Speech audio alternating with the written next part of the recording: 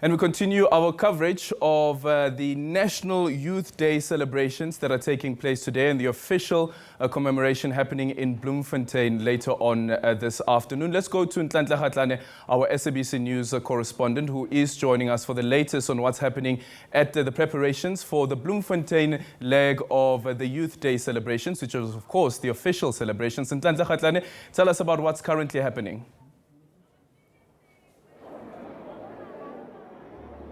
Well, thank you, Eldrin. A very good day to you and our viewers at home.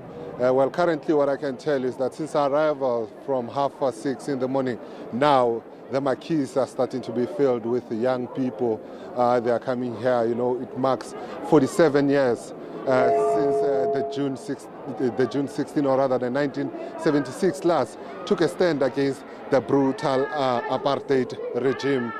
Bone of contention there was, you know, the introduction of Afrikaans as a medium of instructions. But Eldrin, earlier when we engaged during the week, when we engaged to a couple of people, a couple of young people rather, you know, some of them saying that, you know, 29 years into democracy, saying that they are not taking nothing away from, you know, the class of 76, but currently at this particular moment they are facing challenges, some of them complaining about unemployment. We know that also substance abuse is also an issue. But with me here, I'm with the Minister of Justice, Mr. Ronald Lamola, who's going to talk to us with regards to, you know, commemorating this day. Thank you so much, Minister, for your time. Today marks 47 years since young people took a stand against what they felt was wrong at the time. South Africa attained democracy in 1994. 29 years on, young people complain that they feel forgotten by government, they feel neglected. Others arguing that you know, government is becoming rhetoric whereby promises are made, but it's hard for them to pinpoint, you know, where government is assisting them.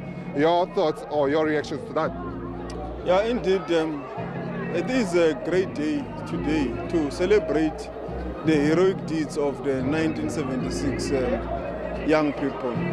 And obviously, as you have said, into a democracy which we are in now, which the rights of young people are now guaranteed. They are able to express their views, and they are able to, government is able to put policies in place to respond to the various challenges of young people, the policies on education, healthcare, socio-economic issues.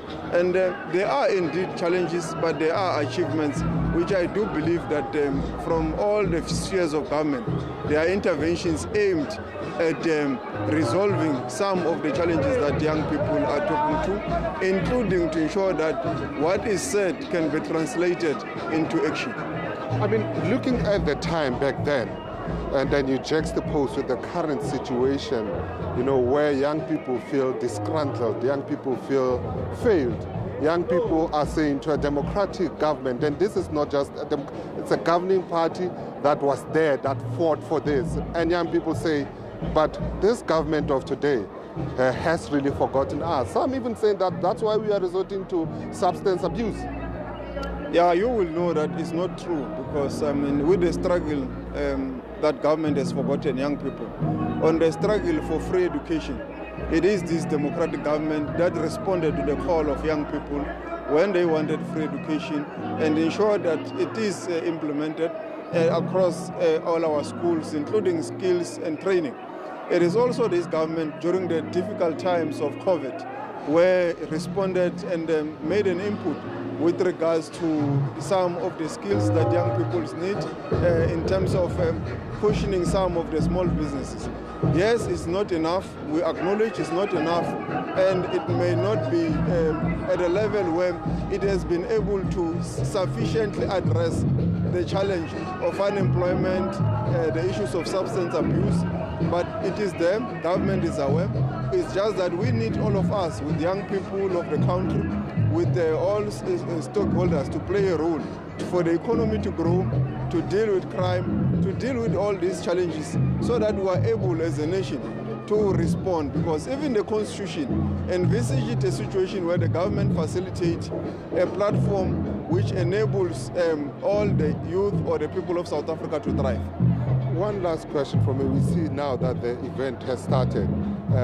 Is the Deputy President around? Is he coming? What's happening with regards to that? Yeah, I don't know if he has already landed or has departed Gauteng. There were challenges of the clouds for the flights to land. So I don't know. I think his spokesperson can clarify that. But as I'm aware, he should still be here. But I think the event will still be a success. There's a number of young people who are here. And I don't think that there's any weather that will beat their enthusiasm, their energy, which is here. They are ready to celebrate this big day. Thank you so much, Minister. Thank you.